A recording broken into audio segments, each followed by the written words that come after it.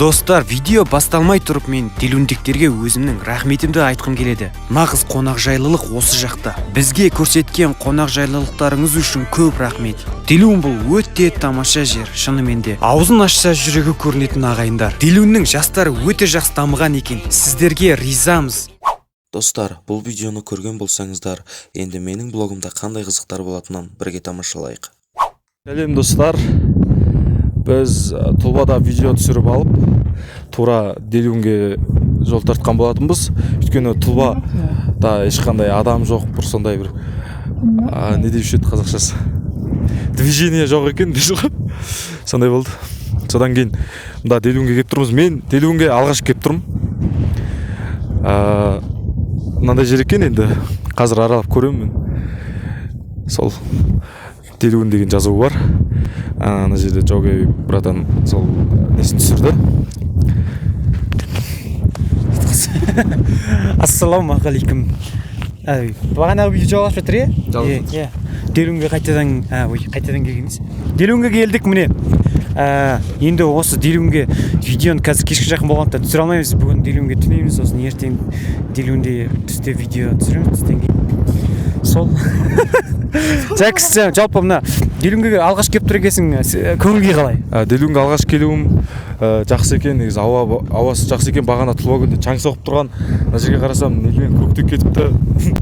Және де біздің сол ертіп жүрген Кореядан келген қонағымыз бар. Шаршап кеттім. Шаршағаныңыз көрініп тұр. Біздің шофер. Жігіттер енді ренжімей айлық ақшам берсеңдер енді осы. Бензиннің ақшасын дейсіз. Достар, Делунге мен алғаш келуім. Делунның мектебін көріп тұрмын. Делун негізі маған ұнады.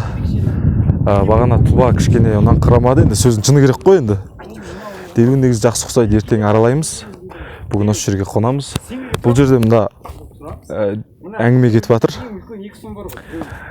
Делунның алғашқы сұхбат берушілері. Делунның орталығындағы бір орналасқан үйге келдік. Делундіктер күтіп алып осы жерде бізді күтіп жатыр. Рахмет. Көп рахмет. Сіздің ойыңыз қалай Делунде? Делун жалпы мен бір емес бірнеше рет келіп жүргем, өте тамаша, әдемі. Маған ұнайды. Жалпы сұмындарда Делун, Сеңгіл, туған жерім Ноғанор, Байнор, жалпы өлген сұмындар қай-қайсы да жақсы бір-бірін жібермейді. Бірақ ерекше қарсылап жатқан Делундік балаларға көптен көп рахмет. Басқа не айтамыз? Біте шашмашын бытшыт болып, біте мәнші қойып тұрмыз. Мен енді Делун халқына өте ризамын, өте қонақжай халық екен. Сөйтіп риза болып жатырмыз, сөйтіп алыс жолдан жүріп келіп шаршап келіп жатқанда, сөйтіп бізді ақтастырғанмен күтіп алып отырғанына өте ризамын. Қуанышым өте мол.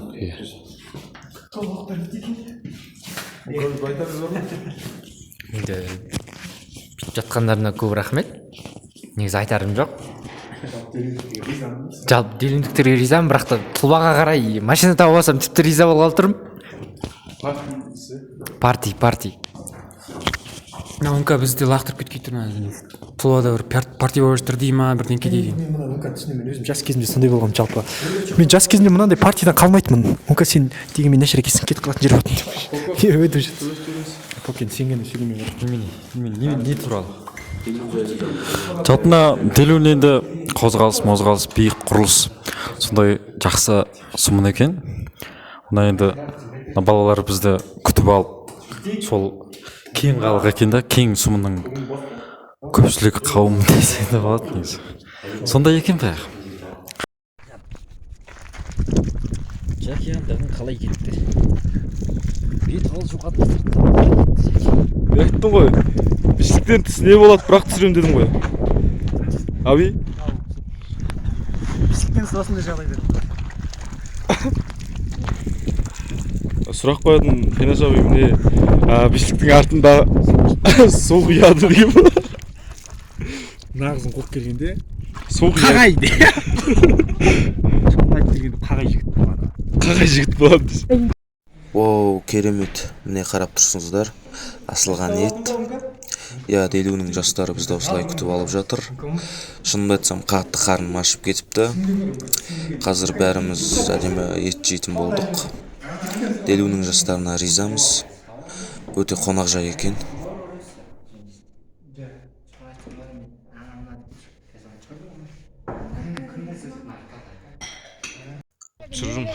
Мінекей достар, біз жақсылап тамақтанып алып серуендеуге шықтық.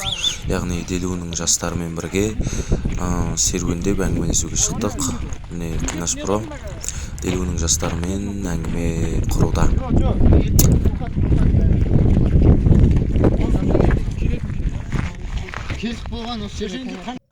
Достар, міне көріп тұрғандарыңыздай Қинаш броның видеосы басталып кетті. Яғни сұрақ қоятын видеосы. Маған ұрды қалай говорить? Оператор. Маған ұрды жақсы үлкенсің. Алтын сексі. Міне осылай видео түсіреді достар. Бұл видеоны Қинаш броның қарындасыздар.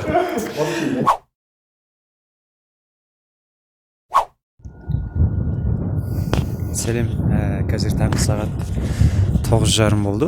Біз ұйықтан тұрып петоға жоға келгенбіз. Кеше Делуінге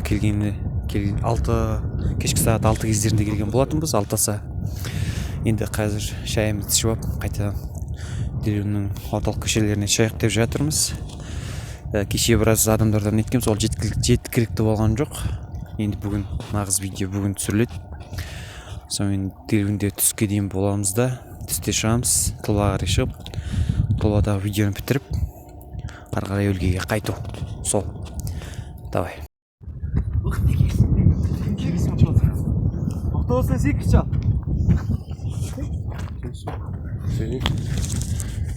Біз енді мына таңертең тұрып алып өзенге бет қолымызды жуып жатырмыз.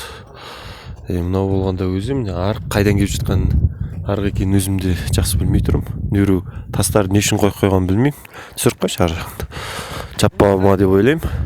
Енді осылай біздің алғашқы жаңағы Делуінге келген мақсатымыз, видеомыз ары қарай жалғасады.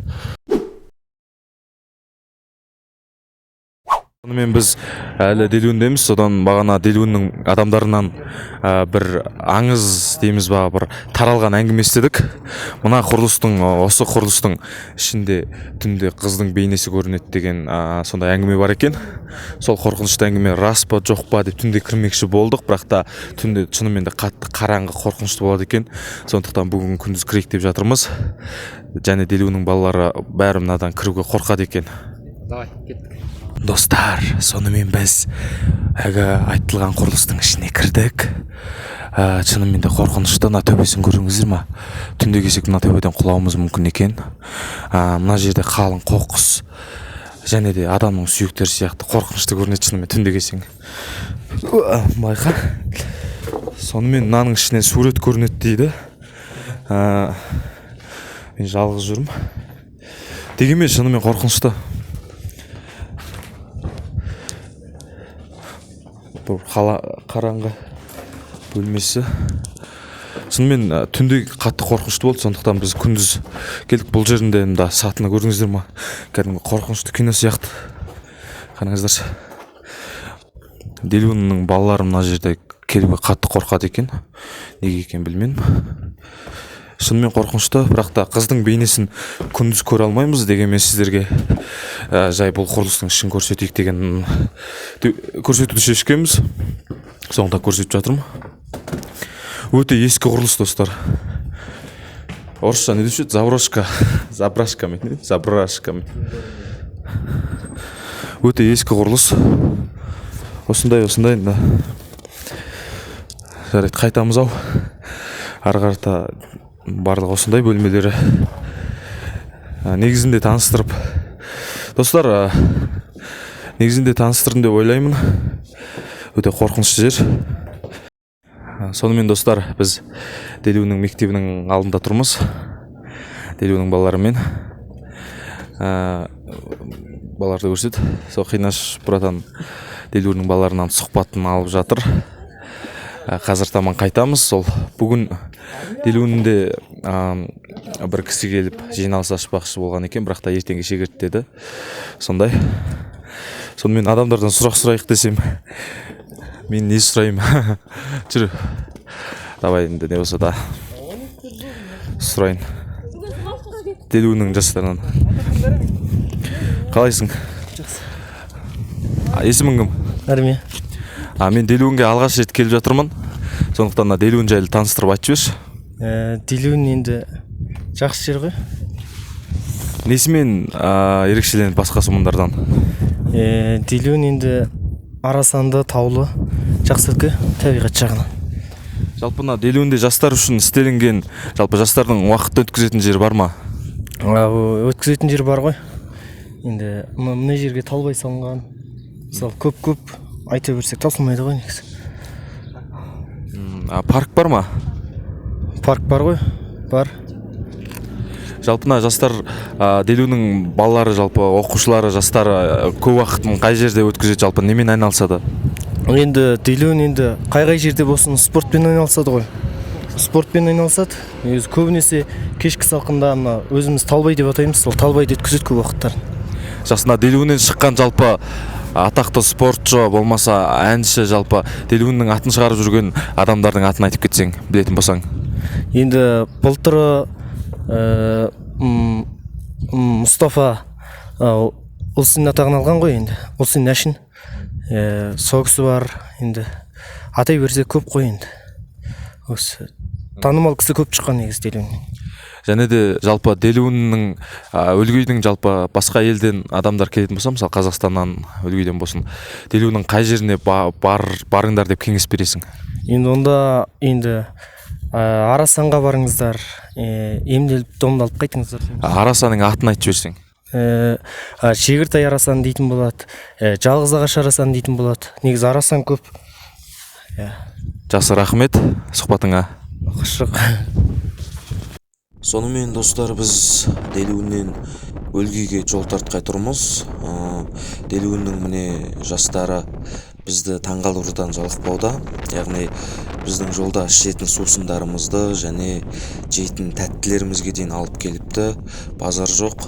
Ризамыз Делеуннің балаларына. Біз жарайды, біз мұнда Делеундегі басты мақсатымызды орындауға қайтып бара жатырмыз. Видеоларымызды түсірдік. Кішкене табиғаттың, ауа райының бір қолайсыздығына байланысты кішкене жайсыздау болып қалған жағдайлар бар, бірақ та дегенмен тұлбасын Делеуннің жастар өте жақсы екен, қонақжай екен, сыйластықтар өте мықты екен. Маған қатты ұнады. Осындай жастар көбейе берсе, осылай жастарымыз сыйластықта, осындай құрметте жүре берсе, біздің өлгей болашағы жарқын дегенге өз басым кәміл сенімдімін. Жалпы енді өлгейге қарай бет бұрып барамыз. Мына балалардың бізді күтіп алып жатыр, бүйтіп риза болып қалды, шыны керек. Мынау деген үлкен бір бақыт қой, адамды күтіп алып бір бүйтіп шығарып салды деген. Аман болсын. Басқа не дейміз енді бұл балаларға? Сонымен құрметті менің блогымды көретін достар, ютубтағы көрермендер, біз Делеуннен шығып бара жатып Делеундік азаматтарға тарыдық. Қинаш проны. Сол Делеуннің азаматтары барлығы мына кісілер. Делеуннің халқына тағы да бір рахметімізді айтамыз осы кісілерге. Қинаш братанмен суретке түсіп жатыр. Мына кісілерден қазір әдемілеп бір сұхбаттарымызды аламыз. Жалпы Делеуннің халқы ашық жарқын сондай адамдар екен. Ешқандай қысылмайды нәрседен. Сізден сұрайын, Делеундегі жалпы атақты балуан, болмаса спорт шебері, Делеуннің атағын шығарып жүрген жастардан, жалпы үлкен кісілерден білетіндеріңіз болса ата жіберсеңіз. Мысалы біздің Делеунде мысалы үлкен енді ата бабалар болған, мысалы соңында мына Мұстафа деген балуанымыз шығып жатыр 2 рет. Мысалы үкіметке барып күресіп, енді алдыңғы қатарда шылбырын ұстатып жатыр.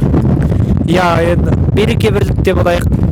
Қарғадан аман болып, деніміз сау, коронавирустен аман болып, қазақ қатарында аман жүре берейік енді. Мысалы мына Қошқарлықтың жазығында бүйтіп кезігіп жатсақ, өлгейдің орталығында аман болып қауышайық енді. Разылығын берсін әке. Рахмет. Міне осылай Делеуннің шетінде осындай Делеуннің шығып қайтып бара жатқан Делеуннің азаматтарына кезіктік. Және де рахметімізді айттық. Делеуннің азаматтары өте ашық жарқын, сондай ақбейіл адамдар екен көрініп тұр мына жерде. Ассалаумағалейкум. Аға, атыңыз, есіміңіз кім болады? Айттым, сөйлеп тұрмын ғой енді. Жарайды. Басқа біреу сен айтсың да.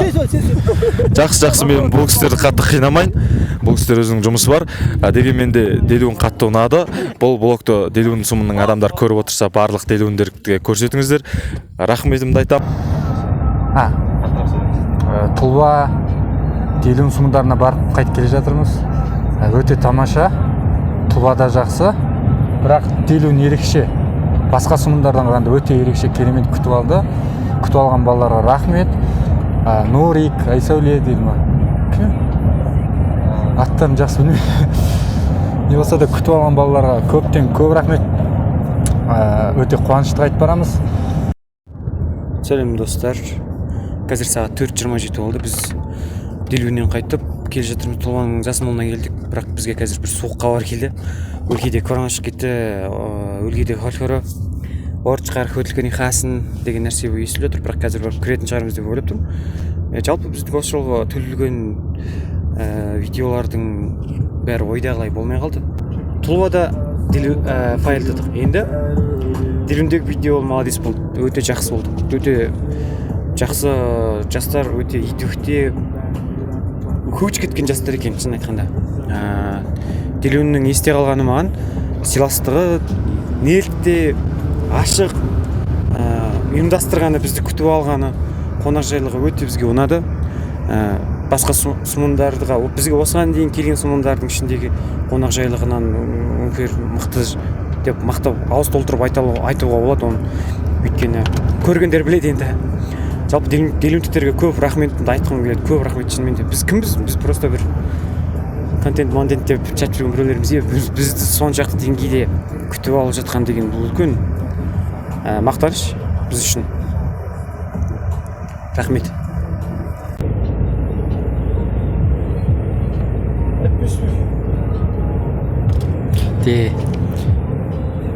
Делюнге бардық, Тұлбаға бардық. Көп рахмет, тосып алып жатыр. Жаңа айтқан сөзімді ұмытып қалдым. Негізі қандай көңіл тигізесіз? Өлкеде ковид. Біз жолда.